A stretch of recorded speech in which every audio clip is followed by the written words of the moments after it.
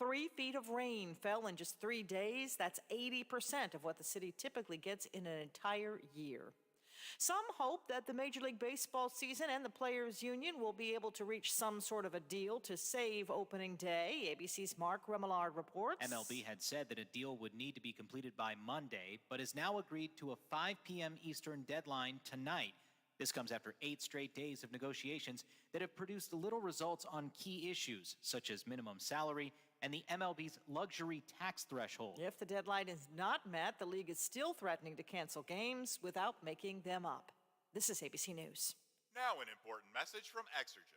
A critical new FDA study proves that the widely used non-contact thermometers are not accurate and have high probabilities for false negative readings. New COVID strands are on the rise, and non-contact manufacturers are being irresponsible at a time when accuracy matters most. Accurate temperature measurements are essential. Don't wait. Switch to Exergen because they are accurate and backed by over 100 clinical studies. Be sure, be accurate with Exergen. Learn more at Exergen.com.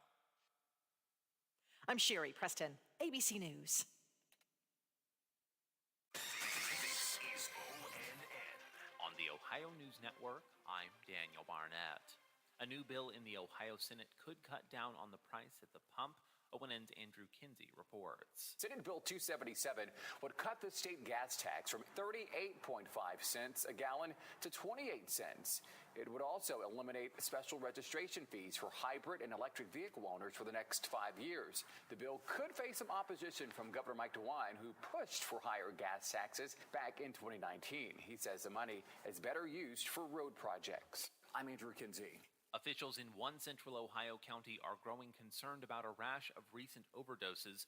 More from Yolanda Harris. A series of drug overdoses has prompted a community advisory in Licking County. The county's health department is encouraging anyone affected by substance use to take action. The health commissioner is reminding families that they can request free Narcan through the department website.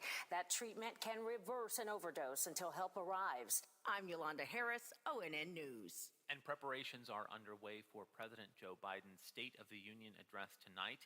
In D.C., crews put up a fence around the Capitol grounds. This comes after a group of protesters announced plans to drive semi-trucks into the D.C. area this week to demonstrate against the government.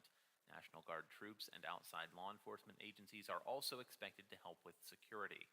I'm Daniel Barnett on the Ohio News Network. Live and local conversation for the Ohio Valley continues shortly, here on the Watchdog Morning Show with Howard Monroe. Are you traveling? Working a little bit too much? Is your fur baby starting to get a little shaggy? Let Dirty Paws be your one-stop shop for all of your pet care needs. Stop in and see us at 202 18th Street or give us a call at 304-639-7754 to schedule your appointments for dog grooming, doggy daycare, and dog boarding today. We are compassionate. We are focused. We are confident. We are dependable. We are resilient. We are skilled. We are empathetic. We are knowledgeable. We are respectful. We are here. For you and your family. We are close to home.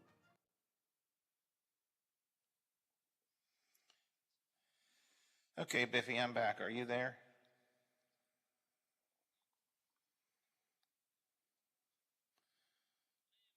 All right, I'm going to give you a phone number for Raquel McLeod. We're going to call her, I'll do a little opening segment that you can call her. It's 30, you ready for it? 304-281-4961.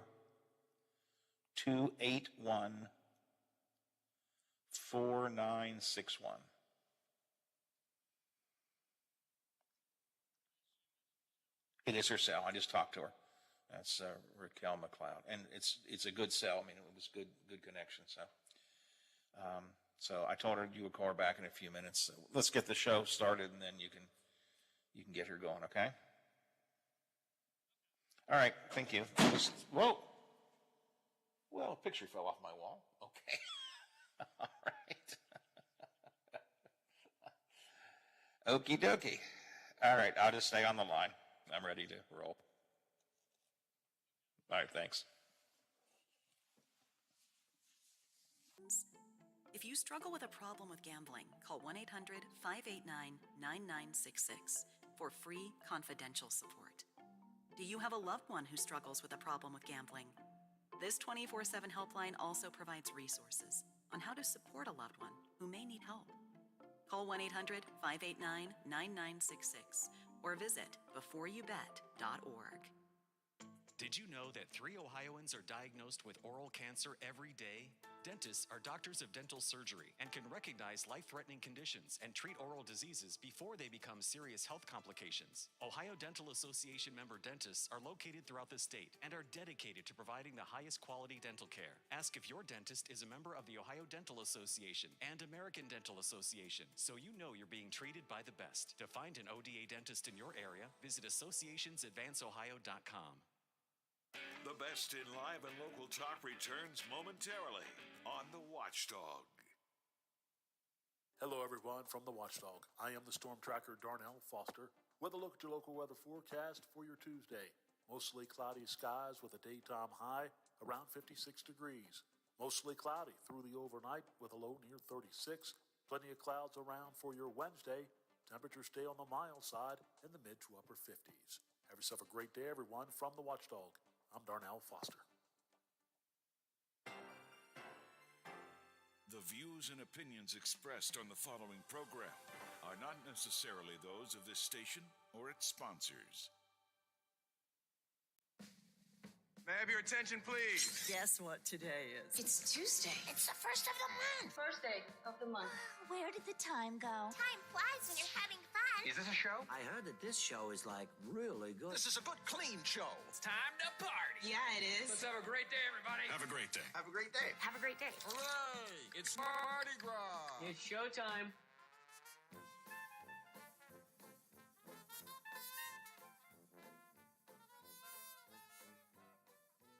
On FM, on AM, online, on demand, and on video. We are where you are. The Watchdog Morning Show with Howard Monroe is here now.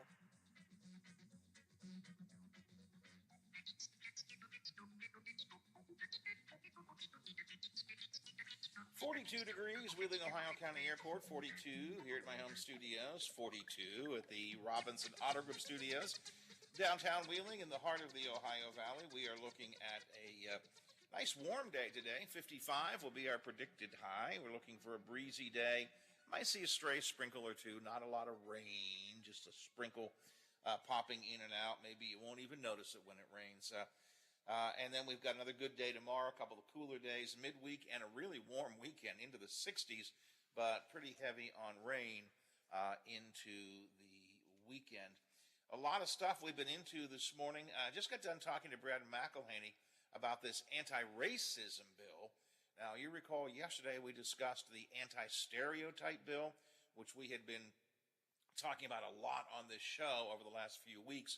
This bill that I think was designed to intimidate teachers, to try to keep teachers from sharing anything other than sanitized history with students. That's the way I view the bill. A lot of people view that as well that way. It certainly was intended to give them lots of cause to pause. You remember, although it didn't pass, there was even talk about a snitch line being created. So if parents felt the teachers were teaching the wrong kind of history, they could report it to the governor's office. That did not pass, but that's how bad people are looking at this. But that anti-stereotype bill died in committee on Friday. And we talked about that yesterday, thought it was not going to make its way through, and in point of fact, it didn't. But yesterday, a bill that had been introduced a month ago, but never had any action, was resurrected. It's an anti-racism bill. And it is very akin to the anti-stereotype bill. It's designed to make sure that students are never made uncomfortable. That's the phrase, discomfort, I think, is in the bill. We're not supposed to discomfort students. Well, you know, I come from the group of folks who believe that part of what education is supposed to do is to make us uncomfortable, is to confront us with different ideas, to present us with subjects that make us go, eesh. And, nobody supports, I shouldn't say nobody, but most people don't support these things, but we need to know they're out there. Most people think the KKK was a terrible thing. but we need to know that it existed. Most people think that the lynching during Reconstruction was a bad thing, but we need to know that it existed. Most people need to know that in my lifetime, I remember in my lifetime, there was an area in town where there was a sign that said the N-word, don't let the sun set on your back in a town. It's in my lifetime. Now I'm an old guy, I get that, but we're not that far removed from this kind of stuff. And that's just one example. So I have some concern about that, and that's why these bills have me a little bit concerned. There are a couple of other bills pending in the legislature that came up yesterday that I want to talk about in a minute or two. One of them is the homeless bill. There is a bill that is working its way through that would prohibit municipalities, towns, and cities from allowing homeless encampments anywhere near certain kinds of public buildings. I got a couple of problems with that. Number one, it is another example of the legislature trying to take away local control. And number two, it comes back to this idea, are we just going to ignore the homeless, pretend like they're not there? I want to get into that coming up a little bit later on as well. Now, I want to tangentially tie the state racism bill and the state anti-stereotyping bill with something that's happening in the Ohio County schools, and I'm not implying one is a direct result of the other, but I do want to talk about what you may have read in the morning paper this morning or seen on the Big 7 WTRF TV. Last night, the Ohio County School Board had some citizens who were upset about some changes in a couple of books that were made, changes that withdrew a couple of books from the learning program, replaced them with other books. And I said earlier, all I know is what I read in the paper and saw on TV, and that's never a good way to learn things.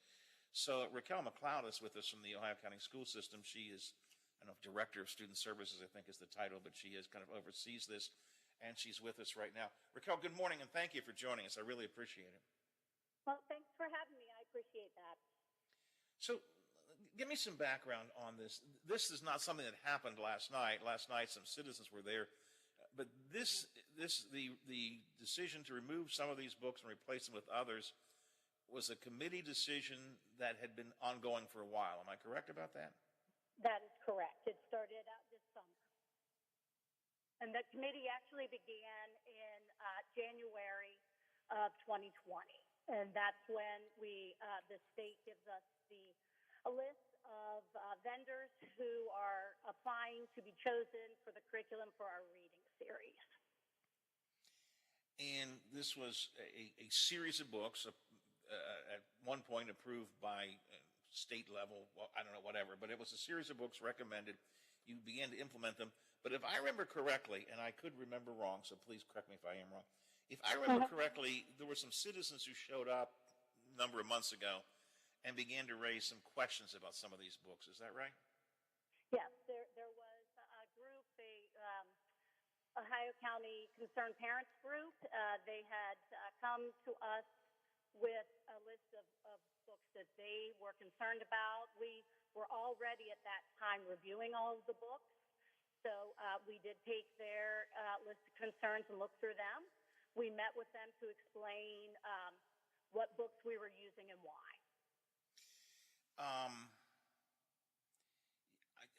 There are two books in particular that were talked about in the media today. How many books were replaced? I don't want to say removed, because I guess most of them were taken out of the curriculum, but replaced with similar kinds of information. Yes. But how many books were involved? Just those two, or others as well? No. So there are 113 books throughout this series, K through 5, and out of the 113, 9 were being replaced with more grade appropriate. And part of the reasons are, when we looked at mythology as one of our content standards that we teach in 4th grade, but the focus of the books that were recommended by the publishing company, there was a lot of things about cannibalism.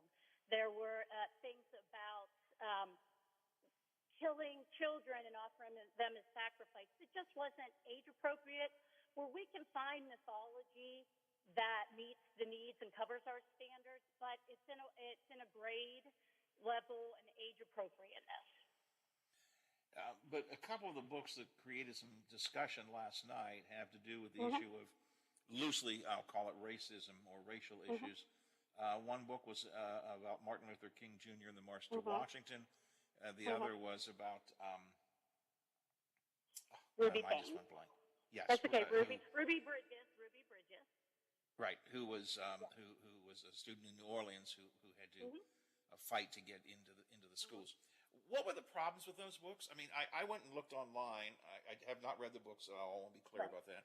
But I went and looked online, and they all come recommended for the Martin Luther King book, for example, is recommended for grades 1 through 3. The Ruby Bridges books were recommended for kids age 4 to 8, I think. So it sounds like they're recommended for the groups that you were trying to bring them for. Why did you decide to take them out?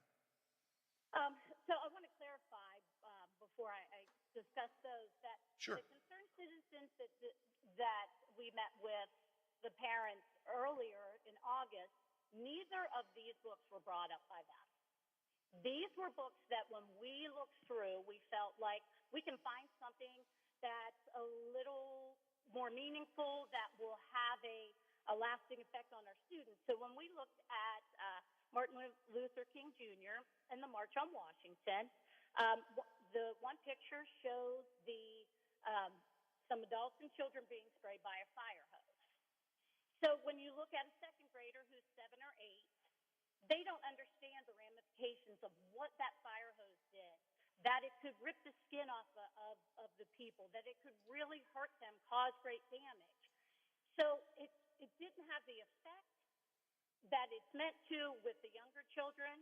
It's an image that we have to see. These children need to know.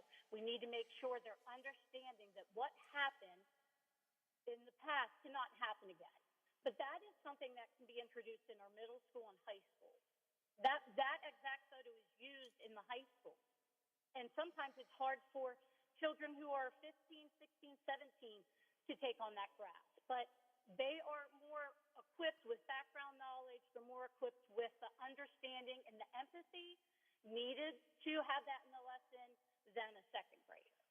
Now, we're still teaching the March on Washington. We're using What Was the March?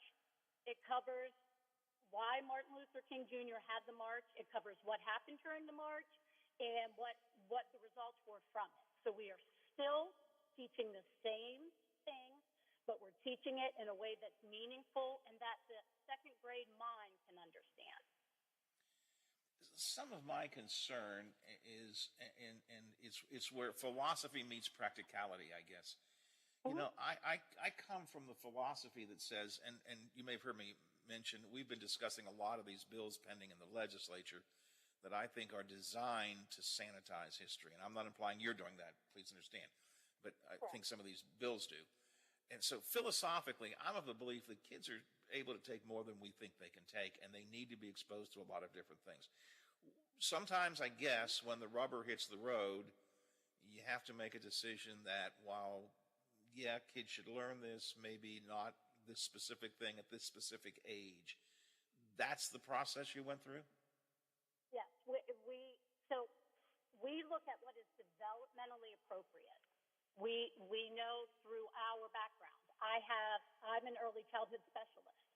I have my degree is multi-subject, but I have a birth to 6 years specialization.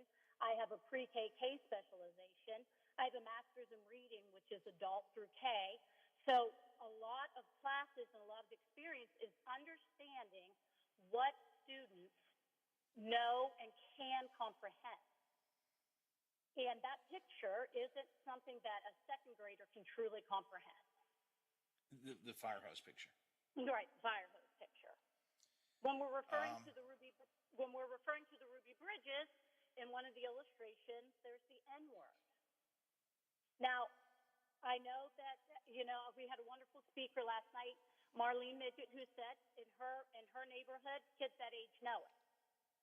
But we also have kids who don't know it, who would maybe not understand the ramifications of using that word towards a black student in second grade. So that is, our thought process of, do we expose this? Is this something we should teach at school, or is it something that the parents at home should be having that discussion on? What is a racial slur? Why we don't use them in second grade? For me, I'm having an internal struggle here, and I'll tell you why. Because it is always my belief, and I argue a lot here on the radio, that we need to trust the educators, that we need to accept educators know more about this stuff than we do. I don't want you telling me how to run a radio station. I don't want to tell you how to do early childhood books. So I have to say that. So therefore, if you tell me this doesn't seem appropriate, that's fine. But I do struggle with the idea that, particularly the Ruby Bridges thing, the fire hose thing, you're kind of making an argument that I kind of understand. Most kids, I think, know the N-word, and if they don't, maybe they should. Even in second grade, maybe they should. And doesn't it help to teach? Of course, you're not really teaching it. It's just in the background of an illustration there. But doesn't it help to teach them that word in context so they understand that this was used as a way to denigrate Ruby Bridges? This was used as a way to make her feel less, and therefore that's part of the reason why it's bad? That could be, and that should be a lesson that can be taught. But at the age of 8, I'm not sure that that's where that comes into a play or factor.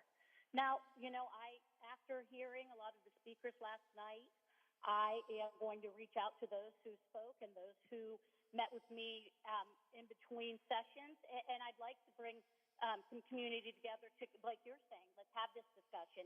Is this something that we should be exposing the children to at this time? Because on a professional level, I've explained where I am, but on a personal level, my personal life, I am married to a black man. I have 2 black children. We fostered our 2 sons and adopted them. I also have a white child. My husband has a biracial child. So I am this is something that is close and dear to me, and something that I want to make sure we're doing the right steps. This isn't just a job to me.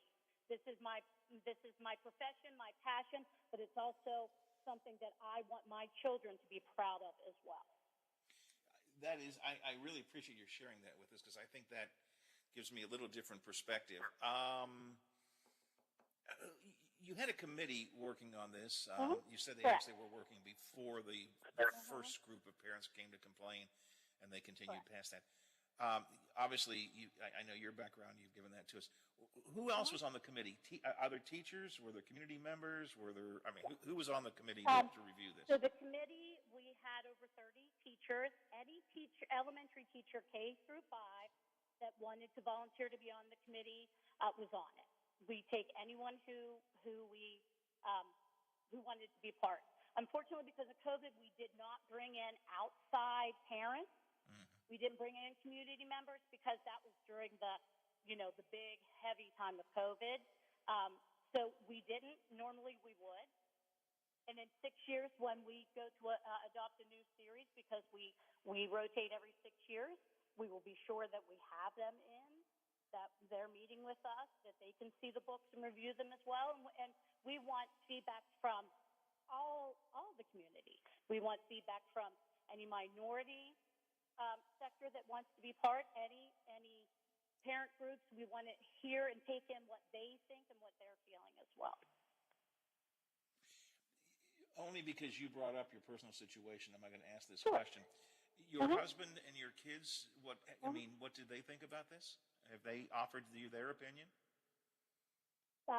Yes. Well, my husband especially has said that kind of what you said earlier. We need to trust the educators and what they know and their expertise, so that we are doing the right thing. And my children. Raquel, go ahead, sorry. No, please finish up. And my children feel that while they have heard the word, it's been used against them at times, that it doesn't need to be introduced and taught into the schools in second grade. We talk about it. I'm like, how do you feel? Should we be talking in second? You know, when you're little, and you know, they didn't see why that needed to be in. But they didn't make the decision, and I didn't make this decision on my own. This was us coming together as a committee, talking about it from different people's perspectives and different people's experiences. Were there some on the committee who felt that the book should stay?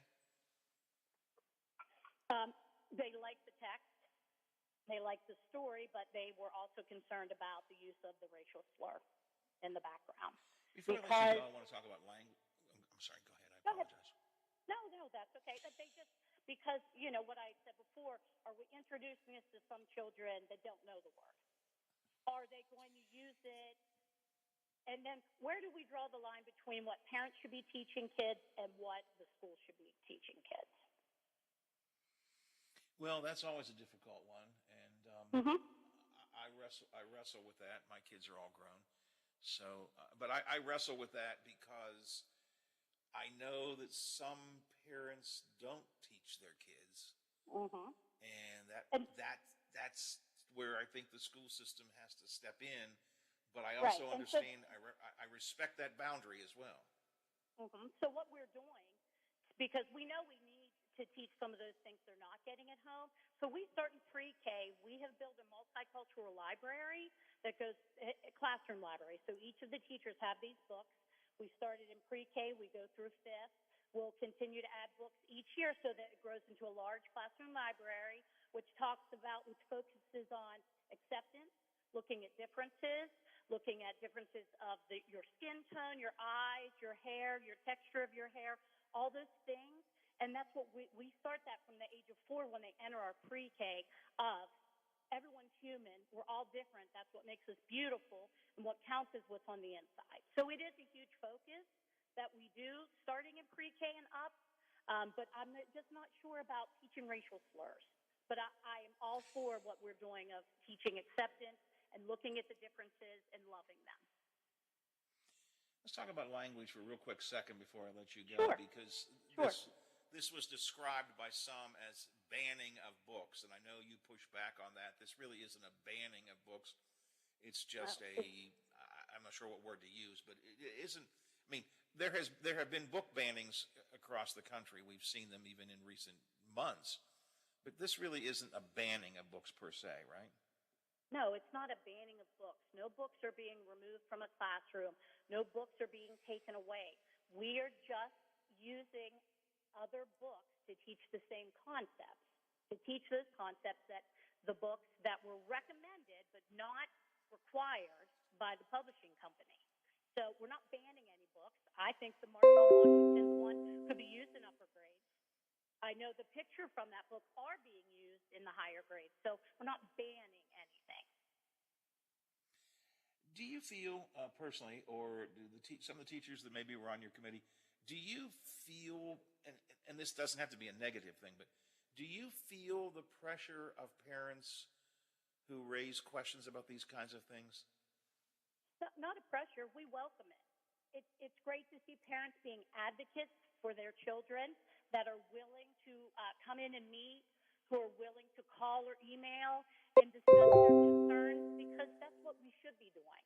We should be talking about things that, like you said, that sometimes make people uncomfortable, so that we can each voice how we're feeling. We can share our opinions. We can share our knowledge, and work together as a team to do what's best for the kids and give them the best possible education.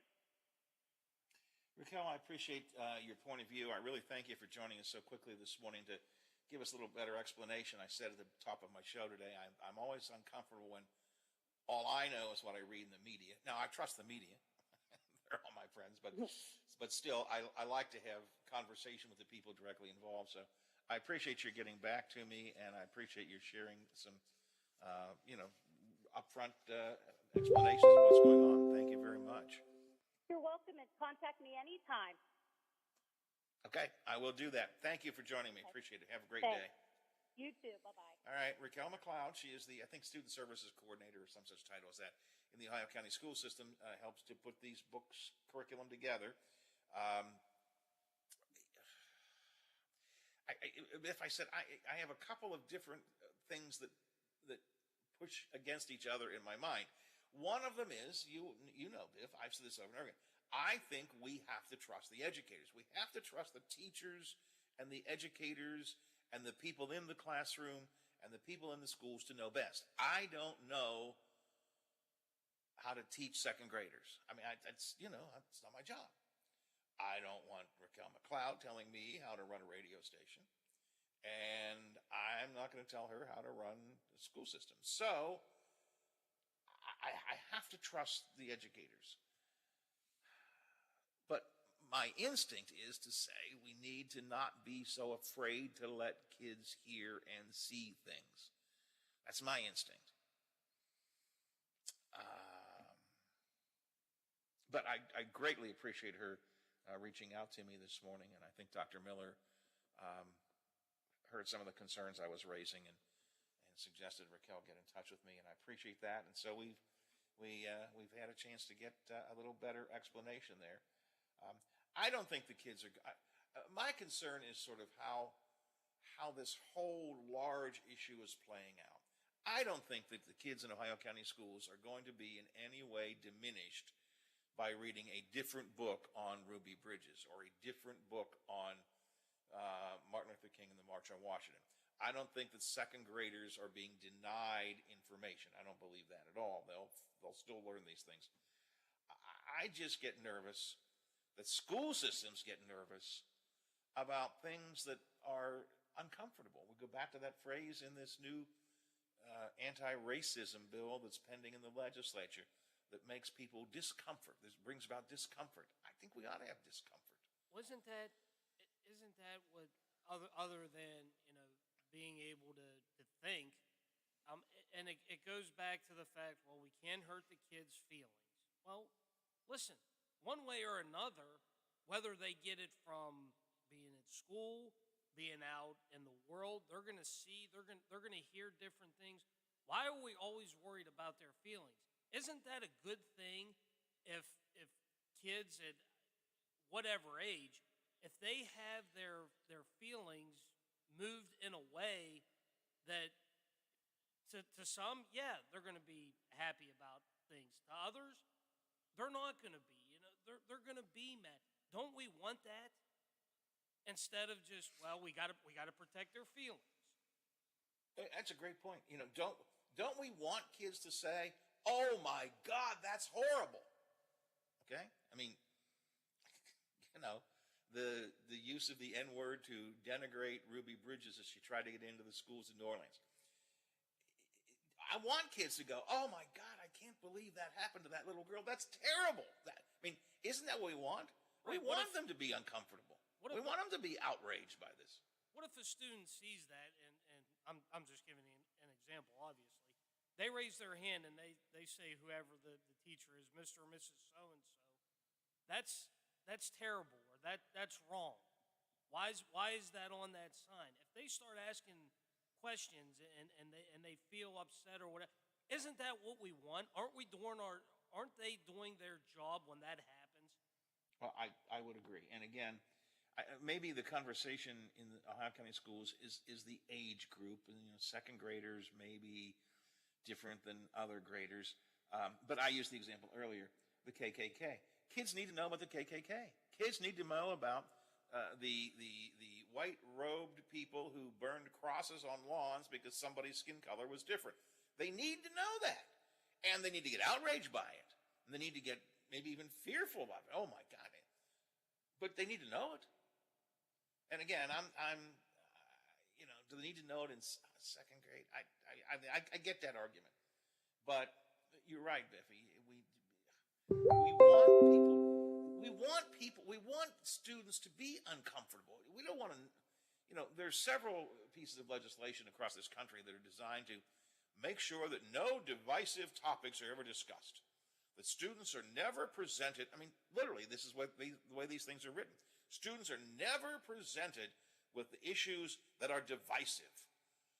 Our whole society is divided. We need to show the division. Again, as I said to Brad earlier this morning, there is a difference between indoctrinating, that's a word they've been using, students. There's a difference between saying, hey, I want you all to know about this KKK group. They were a great group of American patriots. No. I don't want that. We're not to teach them it's good, but we're to teach them it was there. Again, my problem here is I'm looking at a much bigger issue than just this Ohio County School issue. And I think Raquel gave us an interesting explanation of how they came to this decision. They did replace the books in question with books that deal with the same issue. I think she said some of them may actually be used in higher grade classes. But I guess I've got my head wrapped around some of these things pending in the legislature that, and not just here, but across the country. We're not supposed to make them uncomfortable. Hell yes, we are. Yes, we are. We're supposed to make them uncomfortable. If they're uncomfortable, if they don't like something or whatever, then that's what we want. Then it works.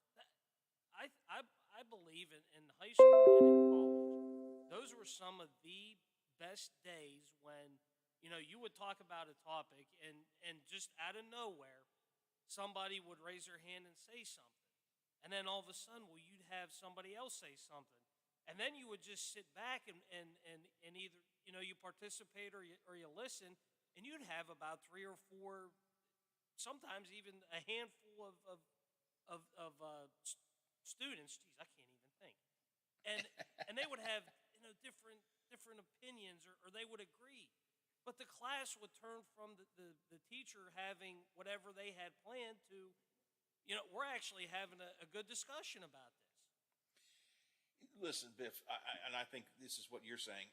When I look back on my certainly junior high, high school days, maybe even elementary school days, the days that stand out the most in my mind are the days when we had fiery debates and discussions, right? Absolutely. When something in the news popped up. Now, I grew up in the civil rights era, the Vietnam era, so obviously every day there was something there in the news. But the greatest education I got was when a teacher would say, look at this headline, let's talk about it. Let's get into this whole issue. Let's discuss why this is a big deal. And we would have great, vociferous discussions and debates. And I cannot think of a time, I don't believe I can think of a single time, when any teacher tried to tell me what was right, but they told me all of the things that we ought to consider with an issue. That's education. I'm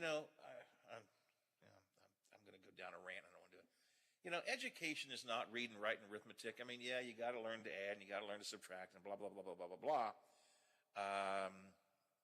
But you need more than that. It's the mind. You got to educate. It's the ability to think, the ability to understand different perspectives. Man, I am getting a lot of texts from a lot of teachers here. From an Ohio County teacher. Most teachers did not know about this. The truth was twisted to make the decision look good. Oh, wow, I'm losing. I have so many different texts coming in here. I just lost that one. Hold on. I lost it. Where did it go? Here's another one. Actually, I have here, someone sent me the entire list of books that have been removed. This is the entire list. Some have been replaced, but teachers haven't heard of any replacements yet. Okay. Here's the question. Here's the question about the replacement books then. Do they have pictures in them or no? Or is it just all words? Well, and are they sanitized? I mean, I'm from listening to Raquel McLeod a few minutes ago, I'm gathering that they present the full perspective of things, but I don't know. Another text, these books are very appropriate in both age and social, emotional maturity and academic levels. They are award-winning. Teachers in the committee, and this is in quotes, committee, were called last minute the day before school started. Many couldn't attend. Many of those that did attend didn't feel comfortable speaking up. They felt the group had already made up their mind. Okay. Yep, getting a number of different texts here. Let's see. Most teachers did not, those who were invited, most teachers did not know about it. The truth was twisted to make the decision look good. Additionally, those invited were given a few days' notice, and it was the day before school started. So, all right, well, clearly there are some teachers that are not happy with this. But which then puts me in real conflict, Biff, because what if I said, I want to listen to the teachers. I believe it's the educators need to make these decisions, and I say that in support of the decision made by Cal McLeod and others in that school system. But then I hear from other teachers, and I know these teachers, who have a differing point of view. It's almost like you have to pick a side. Which side you going with? Who do you want to tick off? Yep, absolutely. I very much appreciate Dr. Miller and Raquel listening and sharing their perspective with us, and I thank those of you who are texting me, and you can continue to do that. Some of you are using my personal text line because you have it. Others can use the Watchdog Radio Network text line, which I didn't even check yet, 304-214-1600. But I guess, Biff, because I have never, ever, all this week been on time, it would be appropriate for me to stay off time right now. Let's grab some quick headlines in sports or whatever we need to do, Biffy. Let's do it now. West Virginia Metro News, I'm Chris Lawrence. The U.S. Supreme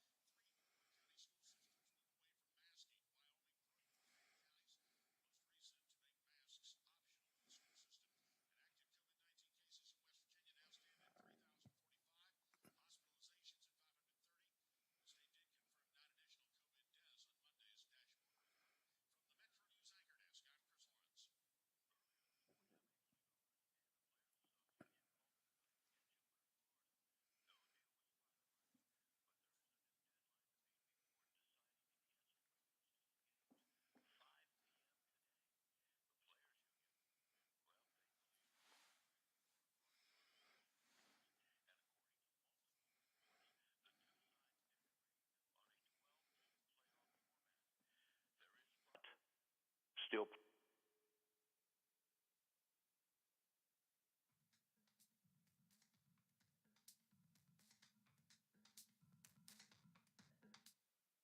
from a fatal stabbing. He played for the Steelers back in 1989. He played just 3 games. College basketball, scalpers are probably going to have a good time tonight at the Pete, home of the Pitt Basketball Panthers. The Duke Blue Devils find Coach K. It's his farewell tour, and he'll make a pit stop in Pittsburgh tonight. Farewell, Coach, and thank you for all the great memories you brought to college basketball.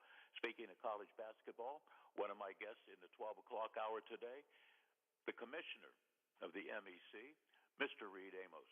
We'll talk about the tournament that begins Wednesday at West Banco. I'm Bill DeFabio on sports, and we are the Watchdog.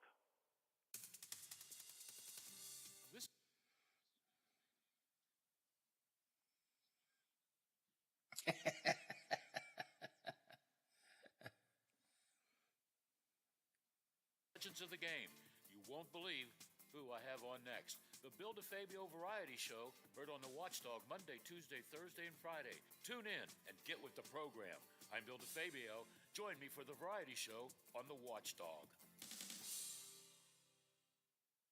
Introducing our new redesigned 7 News app. Our new app features a sleek, modern design and easy-to-navigate home screen with quick access to local news content and a localized weather forecast. Subscribing to notifications is easier, and with one tab, you have access to recent push notifications. There are more ways to watch and find video. To get the new WTRF 7 News app, just update the latest version or download the WTRF 7 News app in your Apple or Google Play Store by searching WTRF. Menards' huge selection of over 1,000 Patriot lighting options makes finding your style easy with 11% off everything. Coordinate the lighting in your home with the Transitional D Collection, designed to blend into any setting. The curved lines, brushed nickel finish, and flat opal glass complement any decor. Get 11% off all Patriot lighting now at Menards. Good through March 5th. Savings are mail-in rebates. Some exclusions apply. See store for details. Save big money at Menards. Too many West Virginia families trying to go to sleep tonight won't be able to. They'll be worried about their kids, their families, their ability to make ends meet. And for far too many, they'll be worried about the rising costs of prescription drugs. It doesn't have to be this way. These patients know the system doesn't work for them. West Virginians pay 3 times more for medicines than people in other countries. So more than 4 in 10 West Virginians skip doses of medication or don't even fill their prescriptions. They can't afford it. While these West Virginia families stay up at night, the big drug companies continue to make record-breaking profits. It just isn't right. That's why we need our Senator Joe Manchin to support the Build Back Better Act, which gives Medicare the power to negotiate lower drug prices. Senator Manchin said he is with us in this fight, and West Virginia families are counting on him to deliver. It's time to pass Build Back Better now. Paid for by Protect Our Care. For all of your IT needs, visit OmniPerforms.com. Omni Strategic Technologies, the only IT company that the Watchdog trusts. Dominating both AM and FM, the Watchdog is AM 1600 and 1370, FM 98.1 and 97.7. We are the Watchdog. Live and local for the Ohio Valley, the Watchdog Morning Show with Howard Monroe continues. Well, this Ohio County School Board story is certainly generating a lot of interest. I continue to get tons of texts and Facebook messages. Howard, so the Ohio County Schools now substitutes their own judgment over the publisher, which has its own educational experts, which found the books to be age appropriate.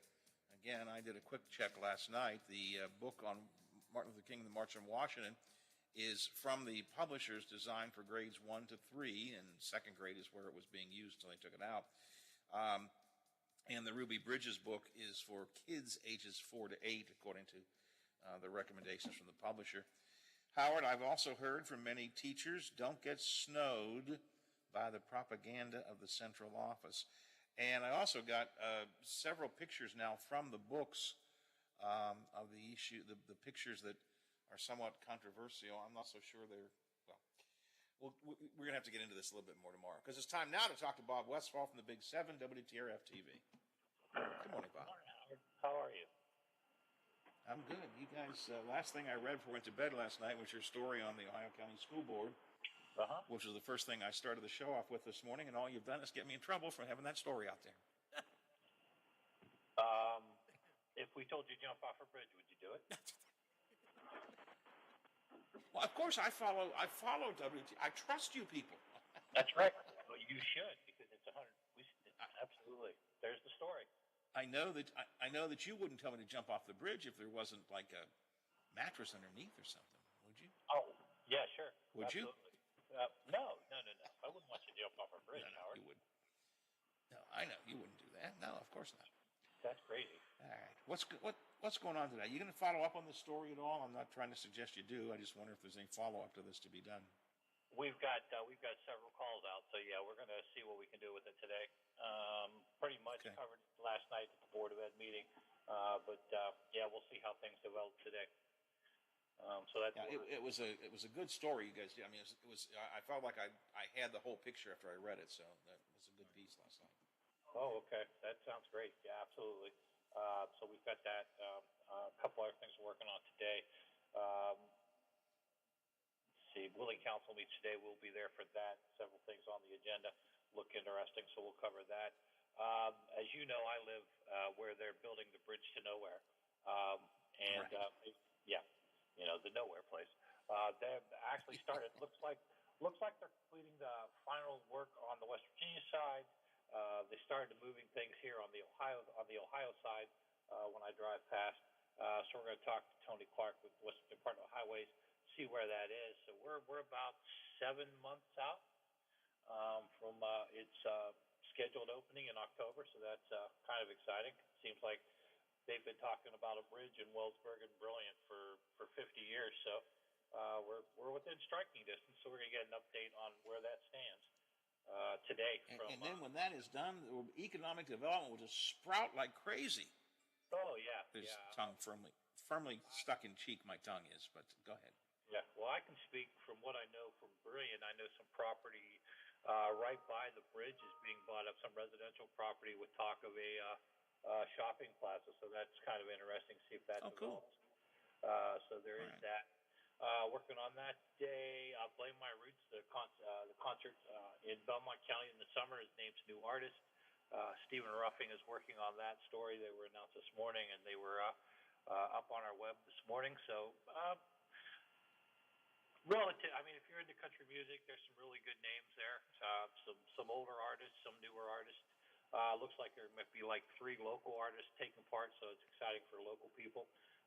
So we will have an update on that at noon, and then again this evening. So we've got that. You know, when they first started, I'll be honest, I was like, oh, come on, guys, this isn't going to work. And they have really, I think, made this work. I mean, it's not quite Jamboree in the Hills yet, but it is a much more successful, bigger event than I thought it was going to be when they first got their start. Kudos to the people behind it. I think a lot of people will be happy for what, I mean, Jamboree in the Hills kind of became a beast. This one seems a little more under control, so I think a lot of people will be, and like I said, it's got a pretty good lineup. So I'm with you. I wasn't sure, but it does look like it's turned into a staple for Eastern Ohio. So kind of excited about that. Story we're going to set up too, situation going on in the Ukraine. How do you talk to your kids? So we're going to talk to teachers and counselors in Glendale Elementary today about, you know, how do they talk to the kids? What do you say and things like that when they see this kind of stuff? And it's everywhere. It's social media. It's on the air. It's on TV. It's everywhere. So how do you talk to the kids? How do you explain what is going on? And not so much the political situation, but more the people situation. So that's going to be a good story, I think. So we'll develop that today as well. So we've got that. Looking down my list, going to follow up on weather. Weather looks fantastic for the next few days. Looks like we take a temperature dip, but I think I saw Monday is going to be in the 60s. So we'll have that. And then we've got the Mountain East Conference kicks off tomorrow night. Men's and women's games tomorrow. So that tournament kicks off, and of course that we'll be carrying some of those games on my Ohio Valley this week. Let's see here. I'm trying to look up real quick. Yeah, it looks like we've got several games through the next few days. So just check our program on the website, and then we'll see what we've got. So we're actually going to carry some of those games. So we're kind of excited about that. So a little bit of everything to begin. So, and first day of March. Always will find it on TV at noon, 5, 6, 10, 11, 5:30 for the statewide show. And check it out on the award-winning website, WTRF.com. And as always, carry WTRF in your pocket. You'd think with such a big news team, it'd be hard to put in your pocket, but no, it's all on your phone. It's all right there. The whole team is there. Think about that. You got Steven and Leah and Bob and Brenda and Aaron, and they're all in your pocket. Yeah. When you have the news app there. We're all there. Biff, don't forget who? John Lynch. Oh, yeah. Oh, can't forget Johnny Lynch. No, well, he's the mastermind of it all. Yeah. John's the mastermind. All right, I got to run. Good talking to you. We'll talk to you again on Thursday. Thanks a lot, Bob. Appreciate it. Talk to you later. Biffy, I got to go. I suspect tomorrow we'll have more on this Ohio County school situation. State of the Union tonight, reaction to it tomorrow, and more on the legislature. But for now, I got to go. Back tomorrow morning, 7 o'clock, and we go around to the big gig. Are you back with me, Biff? I am here for a Wednesday. Gonna keep on doing it till we get it right. That could be a long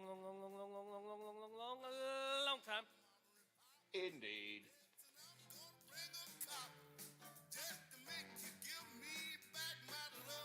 The Watchdog is FM 98.1, AM 1600 WKKX Wheeling, FM 97.7, AM 1370 WVLY Moundsville.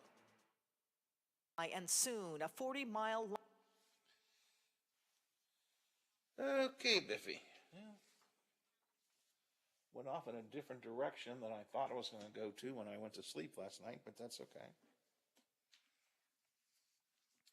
I do.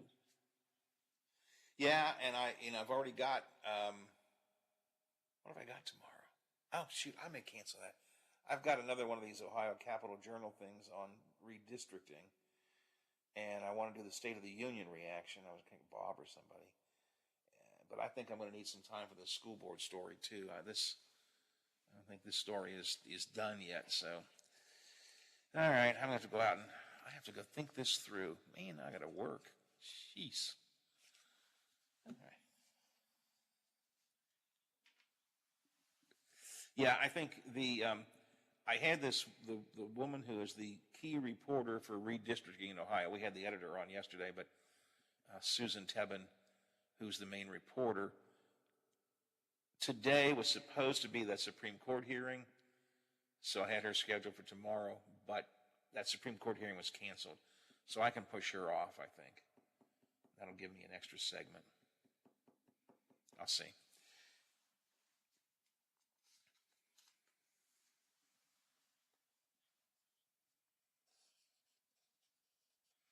Yeah, the school, by the time we do schools and State of the Union, I think, and, who knows what might happen in Charleston again. These days, anything is possible, but the schools and State of the Union will be enough. I got to see if any of these teachers who sent me texts are willing to talk on air. I think most of them will not be. I know a couple of them already said, don't use my name. So.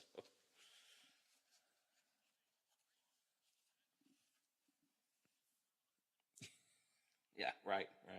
Well, I was kind of surprised that Raquel McLeod did. She was very good. And she was very straightforward and honest, and I liked what she had to say.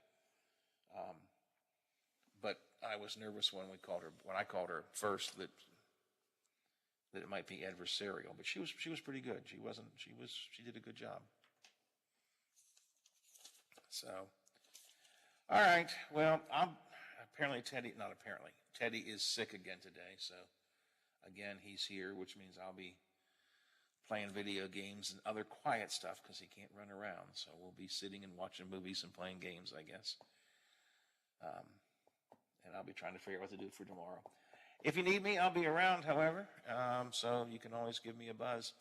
Did you ever take a look at Lola's mic levels? You really should. I asked Kayleen if she would facilitate that so it didn't look like you were trying to stick your nose into Lola's things, but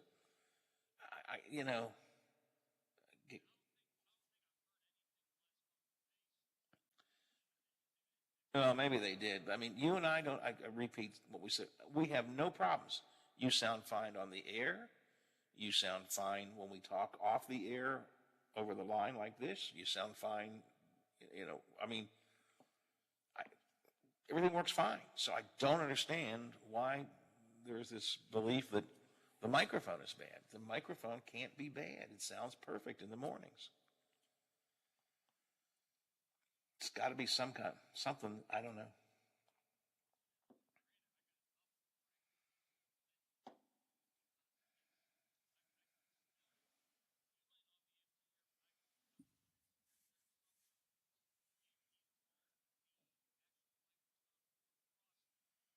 Okay. Yeah, right.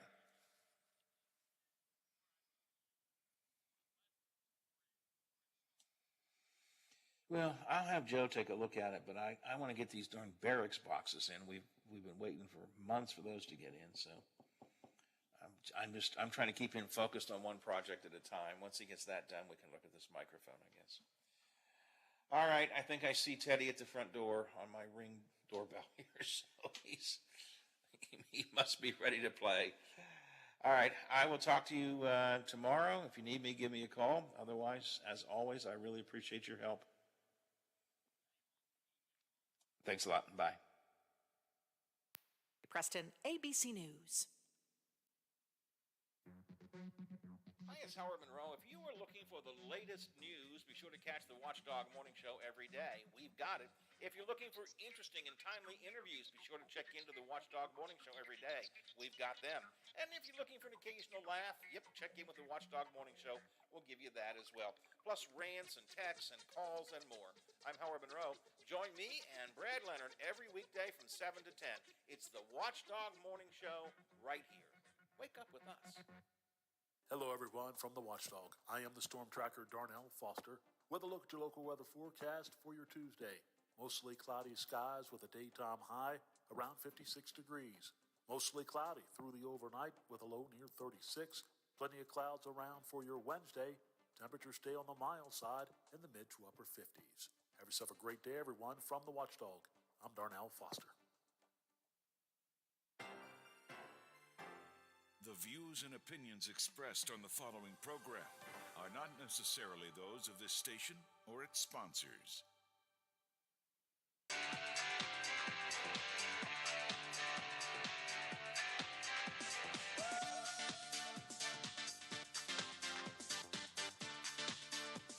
Good morning. Welcome to Talkline on the Metro News Radio Network. Do not attempt to change the station. You are surrounded.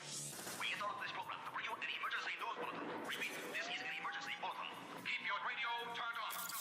From the studios of WVRC Media and the Metro News Radio Network, the voice of West Virginia, comes the most powerful radio show in West Virginia.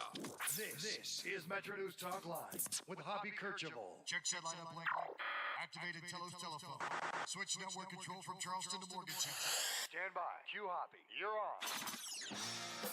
Metro News Talk Line with Hoppy Kercheval is brought to you by Encova Insurance, encircling you with coverage to protect what you care about most. Visit Encova.com to learn more. And the show comes to you from the Encova Insurance Studios in the Dale Miller building. Hoppy Kercheval with you. Kyle Weeks is our producer. Taylor Kennedy on the video stream. You can watch at WVMetroNews.com. The phone number is 1-800-765-8255. Text me, 304-TALK-304. We have a lot of ground to cover today. Several angles on Ukraine, including U.S. Senator Joe Manchin weighing in. That'll be in the